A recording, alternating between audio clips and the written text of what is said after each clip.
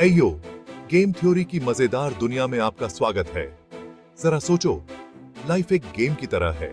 हम सब इस गेम के प्लेयर्स हैं।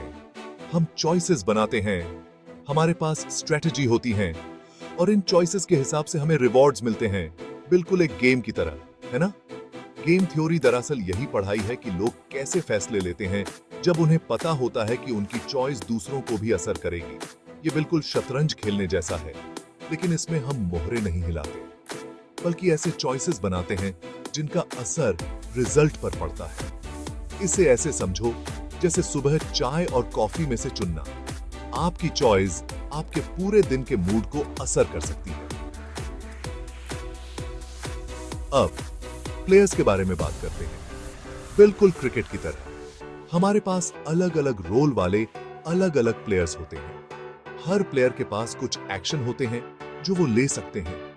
ये उनकी स्ट्रेटजी होती है और सभी प्लेयर्स के एक्शन के आधार पर इसमें शामिल सभी के लिए एक पे ऑफ होता है। तो गेम थ्योरी इन चॉइसेस, इन स्ट्रेटजी और इन पे ऑफ को समझने के बारे में है। यह लाइफ के गेम में सबसे अच्छा कदम समझने के बारे में है। अब कल्पना करो कि आप एक गेम खेल रहे हैं। आप अपना सबसे अच्छा दांव लगाने की कोशिश कर रहे हैं, लेकिन आपको यह भी सोचना होगा कि दूसरे प्लेयर्स क्या करने वाले हैं, है ना? यहीं पर नैश इक्विलिब्रियम आता है। यह एक ऐसी स्थिति है जहां कोई भी खिलाड़ी अपनी रणनीति बदलकर लाभ नहीं उठा सकता है। यह ऐसा है जैसे हर कोई अपना सबसे अच्छा खेल रहा है। नैश इक्विलिब्रियम को समझने का सबसे अच्छा तरीका एक क्लासिक उदाहरण है जिसे प्रिजनर की दुविधा कहा जाता है। दो अपराधियों राजू और श्याम की कल्पना करो, जिन्हें एक अपराध के लिए गिरफ्तार किया गया है। पुलिस के पास मुख्य आरोप में उन्हें दोषी ठहराने के लिए पर्याप्त सबूत नहीं है, इसलिए वे प्रत्येक कैदी को एक डील की पेशकश करते हैं। अगर एक कैदी कबूल करता है और दूसरा चुप रहता है तो कबूल करने वाला मुक्त हो जाता है और दूसरे को 10 साल की सजा मिलती है। अगर दोनों कबूल करते हैं तो उन्हें 5-5 साल की सजा मिलती है और अगर दोनों चुप रहते हैं तो उन्हें केवल 1 वर्ष की सजा मिलती है। तो नैश इक्विलिब्रियम दोनों के लिए कबूल करना और 5 साल की सजा पाना है। नैश इक्विलिब्रियम में कुछ दिलचस्प गुण हैं जो इसे इतना आकर्षक बनाते हैं। पहला, इसका मतलब यह नहीं है कि सभी को वह मिले जो वे चाहते हैं। कैदी की दुविधा याद है। दोनों कैदी नैश इक्विलिब्रियम में बदतर परिणाम के साथ समाप्त होते हैं। कभी कभी सहयोग से बेहतर परिणाम मिलते हैं, लेकिन नैश इक्विलिब्रियम व्यक्तियों द्वारा किए गए स्ट्रैटेजिक विकल्पों को दर्शाता है। दूसरा, एक गेम में एक से ज्यादा नैश इक्विलिब्रियम हो सकते हैं। ड्राइविंग के बारे में सोचें। हम भारत में सड़क के बाईं ओर गाड़ी चलाते हैं। यह नैश इक्विलिब्रियम की तरह है, लेकिन अगर हर कोई दाईं ओर गाड़ी चलाए तो वह भी एक नैश इक्विलिब्रियम होगा। मूल बात यह है कि एक बार एक विशेष संतुलन स्थापित हो जाने के बाद उसे बदलना मुश्किल होता है। अंत में कभी-कभी नैश इक्विलिब्रियम में मिश्रित स्ट्रैटेजियां शामिल होती हैं। पत्थर कागज कैंची खेलने की कल्पना करो। यदि आप हमेशा पत्थर बजाते हैं तो आपका प्रतिद्वंद्वी इसका पता लगा लेगा और आपको हरा देगा। तो सबसे अच्छी रणनीति इसे बेतरतीब ढंग से मिलाना है। अनिश्चितता का यह तत्व कई स्ट्रैटेजिक आंतःक्रियाओं में महत्वपूर्ण है। भाग 5, नैश इक्विलिब्रियम इन एक्शन। अर्थशास्त्र से जीव विज्ञान तक। नैश इक्विलिब्रियम की खूबी यह है कि यह सिर्फ कोई अमूर्त गणितीय अवधारणा नहीं है। विभिन्न क्षेत्रों में इसके वास्तविक दुनिया के अनुप्रयोग हैं। अर्थशास्त्र में यह समझाने में मदद करता है कि व्यवसाय कैसे प्रतिस्पर्धा करते हैं। ग्राहकों के लिए प्रतिस्पर्धा करने वाली 2 कंपनियों के बारे में सोचें। नैश इक्विलिब्रियम उन कीमतों और मात्राओं की भविष्यवाणी करने में मदद करता है जो बाजार में प्रबल होने की संभावना है। राजनीति में यह मतदान व्यवहार और गठबंधन निर्माण को समझने में मदद करता है। जीव विज्ञान में भी नैश इक्विलिब्रियम जानवरों के व्यवहार को समझाने में मदद करता है।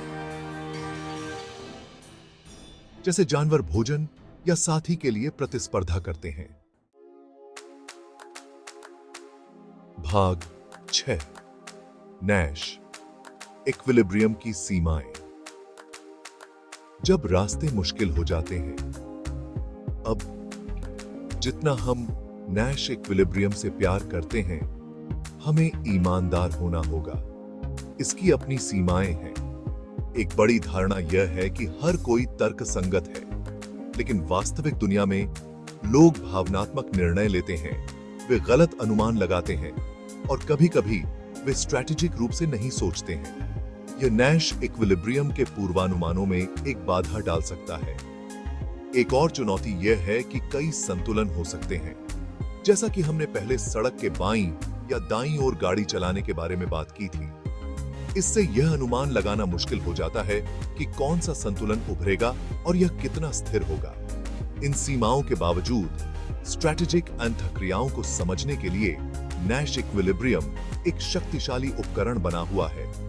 यह हमें जटिल परिस्थितियों का विश्लेषण करने और यह अनुमान लगाने के लिए एक रूपरेखा प्रदान करता है कि तर्कसंगत खिलाड़ी कैसे व्यवहार कर सकते हैं।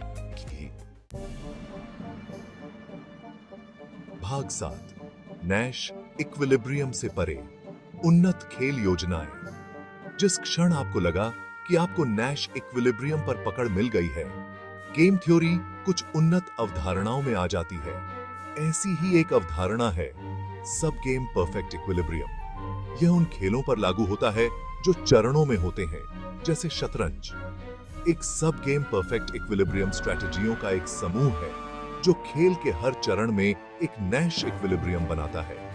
एक और उन्नत अवधारणा है इवोल्यूशनरीली स्टेबल स्ट्रैटेजीज। यह समय के साथ बातचीत करने वाले खिलाड़ियों की आबादी पर लागू होता है। एक इवोल्यूशनरीली स्टेबल स्ट्रैटेजी एक ऐसी रणनीति है जिसे एक बार आबादी द्वारा अपनाए जाने के बाद किसी भी वैकल्पिक रणनीति द्वारा आक्रमण नहीं किया जा सकता है।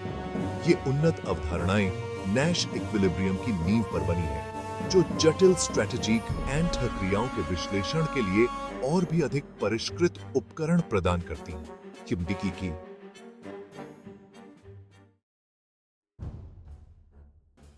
भाग 8 जॉन नैश संतुलन के पीछे का आदमी। हर महान अवधारणा के पीछे एक शानदार दिमाग होता है। जॉन नैश नैश इक्विलिब्रियम के पीछे के जीनियस एक उल्लेखनीय गणितज्ञ थे, जिन्होंने गेम थ्योरी में अभूतपूर्व योगदान दिया। उनका जीवन इतिहास, जो प्रतिभा और मानसिक बीमारी से जूझता रहा, एक प्रेरणा है। व्यक्तिगत चुनौतियों का सामना करने के बावजूद नैश की बौद्धिक क्षमता चमकती रही,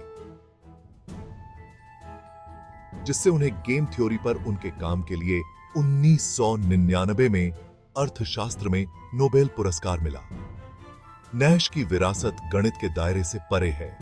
उनके काम का अर्थशास्त्र, राजनीति, जीव बायोलॉजी और कई अन्य क्षेत्रों पर गहरा प्रभाव पड़ा है। भाग 9 नैश इक्विलिब्रियम की विरासत, स्ट्रैटेजिक सोच को आकार देना। नैश इक्विलिब्रियम ने स्ट्रैटेजिक निर्णय लेने के बारे में हमारे सोचने के तरीके में क्रांति ला दी है।